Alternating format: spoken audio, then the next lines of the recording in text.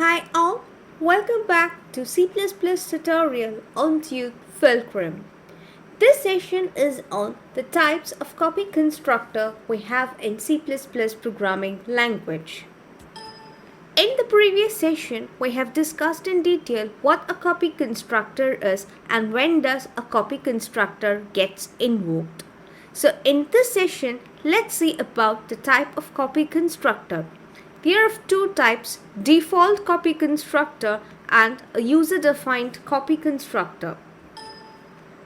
If we don't define our own copy constructor, the C++ compiler creates a default copy constructor for each class which does a member-wise copy between the objects. The compiler created copy constructor works fine in general. We need to define our own copy constructor only if an object has pointers or any runtime allocation of the resources like file handle, network connection, etc. The process of copying that happens when you work with a default copy constructor is referred to as a shallow copy, and deep copy is possible only with the user-defined copy constructor. Let's take a program. Let's say we have created a class Tute Fulcrum, and as the members of a class you have a character pointer s and an integer entity size.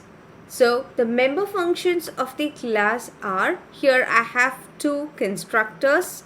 This is the parameterized constructor and the second one is the copy constructor that I have. And I have a member function print which is printing my string, the member of the class, and another function called as change. So the definition of the constructors and the change function is provided outside of the class. So what is the syntax for the same? Specify the return type, the class name, scope resolution operator, and the function name. So when we say about the constructors, they don't have any return value. So that part is not here. So the next is you have to specify the class name, that is Tute Fulcrum we have here. And then we have the scope resolution operator, and then the function name is same that of the class because it's a constructor. So the function name is Tute Fulcrum here. And my function works with an argument. So I call this constructor as a parameterized constructor. So as discussed, the aim of a constructor is to set the values for its data members. So the data member size is initialized with the length of the string. So for this I have used the function strlen which will compute the string length. And the data member s is initialized with a dynamic memory allocation we have used here using the new, and it is initialized with the size we have allocated it as size +1, and using the strcpy, that is string copy function, we are initializing it with the string that we pass when we invoke the function, that is str is getting copied to our data member s. So using the change function, what I am doing here is I am replacing the string with a new string that I pass when I invoke the change function.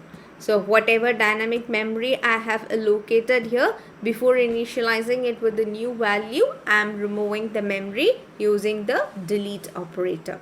Then again size is initialized with the length of the string that is passed when I invoke the change function, and s is allocated again using the new operator, dynamic memory allocation I am using here, and through the strcpy function the new string is copied to the data member s. So when you invoke the change function, the new string gets copied to the data member s.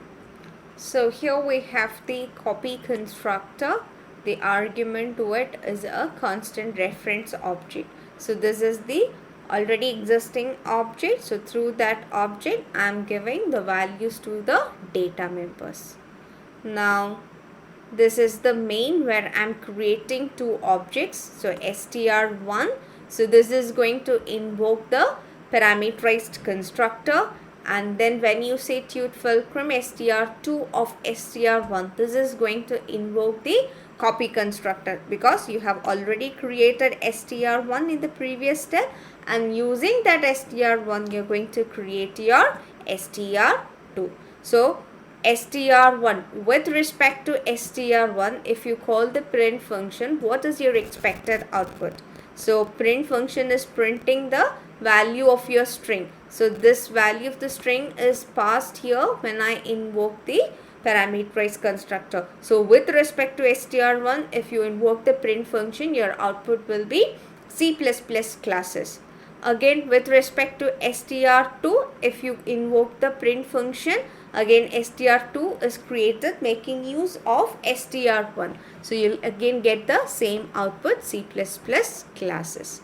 Now here I am calling the change function with respect to str2, and the new string that I am passing here is C++.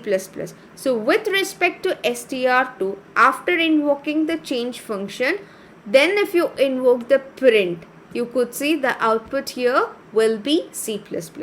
But will that change be factored on str1?